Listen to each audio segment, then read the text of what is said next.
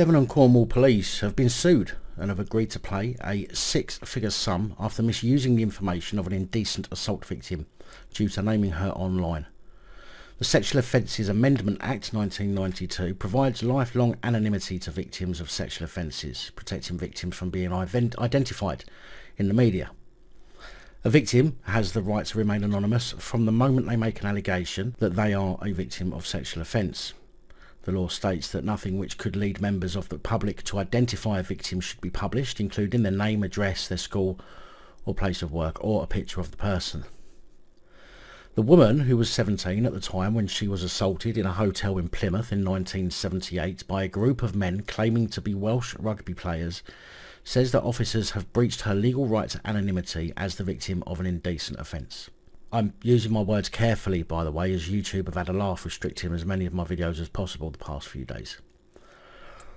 The woman, called Jane, which is not her real name, said that what happened to me is a second assault. She said that she was a normal teenager when she went out with a friend in Plymouth on Saturday 44 years ago.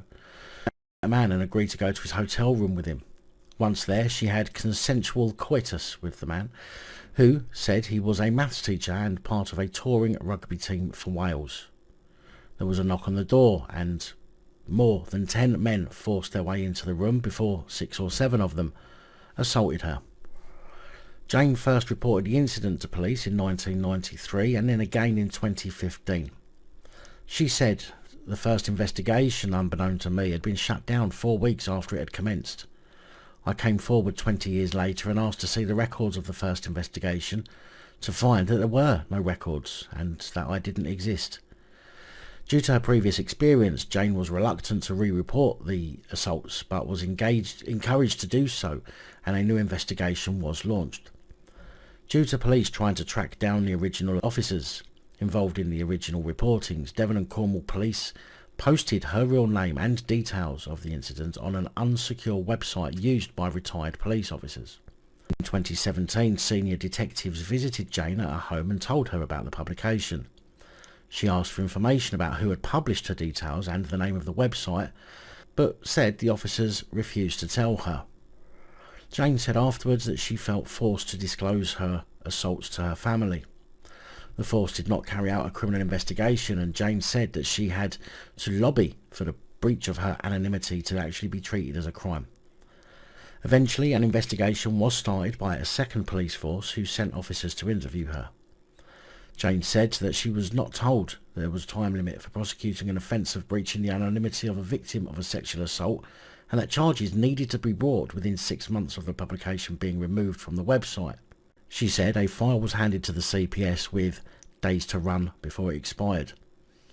She said the CPS was not given full information about the website, and that when the CPS concluded there should not be a prosecution because it felt her details were not accessible to the general public, it was too late for her to appeal the decision. Jane said she had been told the website was password protected, but because the officers had refused to tell her the name of the website, she was unable to check. She said nearly a year and a half later I was going back over the papers that the CPS wrote to me. The person who looked at the case had named the publisher and he had wrote the website, and within 20 minutes of properly looking for the website, I was in. That's 2 years after they had told me that it was password protected. It still wasn't password protected. In 2020, the IOPC determined 2 named officers, a detective inspector and a detective constable, may have breached the standards of professional behaviour. However, the IOPC couldn't do jack shit as the officers had retired, and the legislation prohibits them from finding a case to answer for misconduct. In March 2021, Devon and Cornwall Police's legal team confirmed the force admitted liability for misuse of Jane's private information, breach of confidence, and for breaching her rights under the Data Protection Act by placing her identifying details on the website. The settlement was agreed at the end of 2021. Jane said she had asked for a face-to-face meeting and an apology from Chief Constable Sean Sawyer, who was named as the defendant in her case, in exchange for a reduction in the settlement. She added that this offer was declined and the force paid a higher amount. Imagine that, being so frightened of making a public apology that you simply pay out more of the public's money to prevent you from apologising. Absolutely sickening. No one has ever been prosecuted for Jane's assaults. However, it's said that the investigation is still ongoing.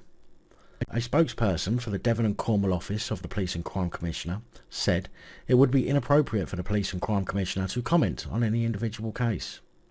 Yeah, I mean, it's not like the PCC is there to hold the Chief Constable to account now, is it? However, the Commissioner does have a role in monitoring how the police handle and respond to complaints about Devon and Cornwall Police, its officers and operational police staff. Complaints should be sent directly to the force in the first instance. If a complainant is unhappy with the outcome of the complaint, the OPCC can then review the case and will appoint an independent chair to sweep it under the carpet. There is no indication as to how much Jane actually was offered by Devon and Cornwall Police. As I say, it was a six-figure sum, but the actual amount has been kept private. Big thank you to channel supporters, especially these guys. Your support is truly appreciated.